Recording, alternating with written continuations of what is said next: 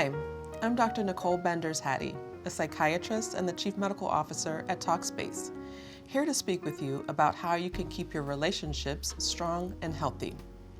Now, not everybody needs a partner. The single life can be healthy and fulfilling. But for many people, developing and sustaining a healthy romantic relationship is beneficial to emotional, physical, and mental life. It's a myth that romantic relationships should be effortless. While it might feel easy to fall in love, building and sustaining a long-term romantic partnership takes work and intention. With that in mind, I'm going to share some tips for keeping your relationship strong and supportive. First, let's talk about maintaining your connection. There are many small routines that can help keep your connection strong. Connection rituals are the ways you and your partner move through life together. Whether intentional or not, you have morning, night, and weekend rituals that set the tone for your connection. These might be always having a cup of coffee together before work, working out together on Saturday afternoon, hosting the same group of couple friends every month, choosing a TV series to only watch together, having specific special meals or drinks on your anniversary or on holidays, using Sunday afternoons to talk about a game plan for the week, making it a habit to kiss or hug before bed, carving out space for a date night where both of you get dressed up. Work with your partner to shape your rituals so that both of you feel connected. Another way to stay connected is through emotional calls. Emotional calls are the tiny moments each day when you and your partner try to connect.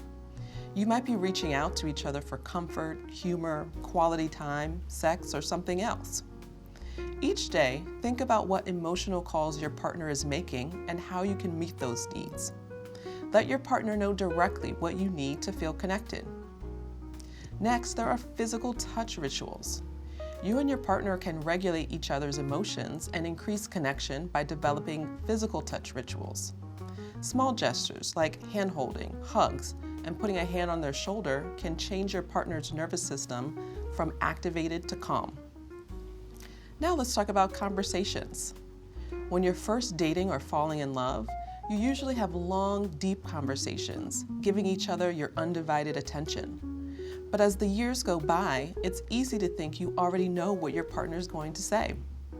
Your conversations can be dominated by things like the credit card bill or who walked the dog last.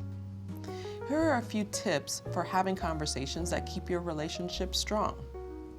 First is active, intentional listening. Active listening means paying attention to verbal and nonverbal cues and focusing on emotionally supporting the other person in what they're sharing. A good rule of thumb is to listen twice as much as you speak. Second, ask open-ended questions. Open-ended questions can't be answered with a simple yes or no. Avoid starting questions with why, since those can come off as judgmental. Follow up with specific questions and inviting statements. When people know the listener is curious, they'll share more. Third, maintain positive body language. Your body language is powerful.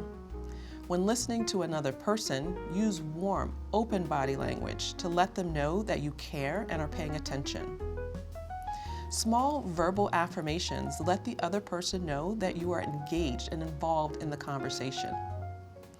Especially during difficult conversations, try to validate and empathize with your partner. Validating means saying, "That makes you who you are and your experience matters." Empathizing is putting yourself in someone else's position and feeling what they're feeling. Validating and empathizing show that you genuinely care about the other person. When your partner is feeling tired, sad, or angry, let them know that you see them by validating their feelings. You can offer a simple phrase like, "It makes sense that you feel that way," or "That's hard."